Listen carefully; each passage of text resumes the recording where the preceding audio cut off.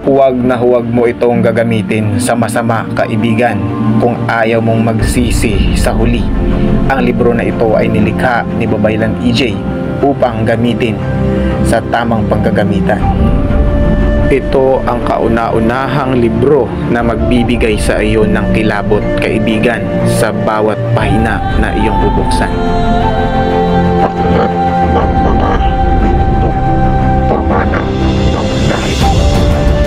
So mapagpalang hapon sa lahat mga kapanalig. Muli ito si Babaylan EJ, ang nangangalaga ng Babaylan Council of the Philippines. So narito mga kapanalig ang inaabangan ng marami, dahil nga ay nag-announce tayo nung nakaraan na maglalabas tayo ng makabagong libro ng Lihim ng Karunungan na tayo mismo ang gagawa. So ito po ang kauna-unahang libro na pinakamalaki na ginawa ko mula nung nakaraan, mula nung ako'y nagsisimula. Ito pa lang po ang pinakauna-unang, pinakamalaki at pinaka-full ng kaalaman na libro na ating binuo. Ang title ng libro ay Pamana ng Lahi, Libro de los Ancestros, Babaylan EJ BCP.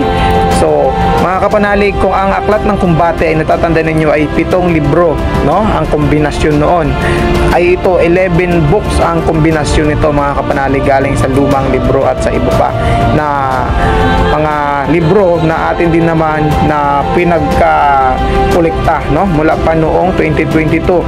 Ang kinuha lang naman natin mga kapanalig ay ang mga mahalaga na kailangan ng isang manggagamot at ng isang mga ngaral. Hindi natin kailangan ang kung ano-ano pa man na nakatala sa libro, kundi ang mga importante na matagal nang hinahanap ng marami. So matatagpuan sa libro na ito mga kapanalig, mga kaibigan, ang kumpletong proseso ng General Round Devotion mula umpisa hanggang dulo. Napakahaba ng General Devotion talaga mga kapanalig.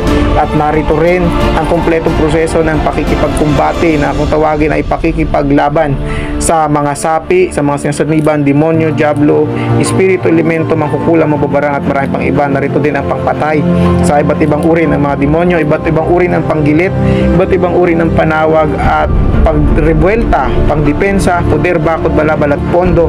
Narito rin ang mga pangkabal sa balat at kunat, tagalihis, bala at patalim at marami pang iba.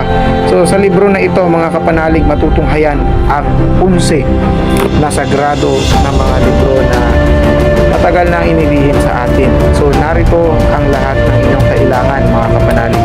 Ang libro na to ay ngayon pa lamang ihahayag mga kapanalig. Narito din yung 5 vocalist na volume 1 and 2 at volume 1, 2, 3 ng Pangkumbii at ng Kumbate volume 1, 2, 3 at ng Infinito Dios volume 1, 2 Atardar at marami pang iba.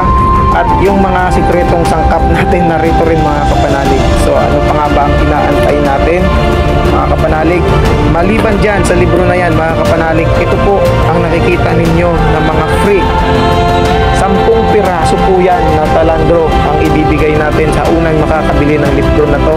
Doble triple po ang laki nito kaysa sa kumbate mga kapanalig, at napakaganda ng cover, napakaganda, makakamangha.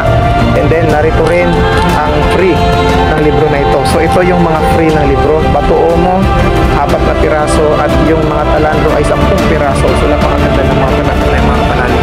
Ang purpose ng mga talandro ay magagamit nyo po ito sa altar, sa pagre-ritual at bilang proteksyon sa loob ng inyong tahanan.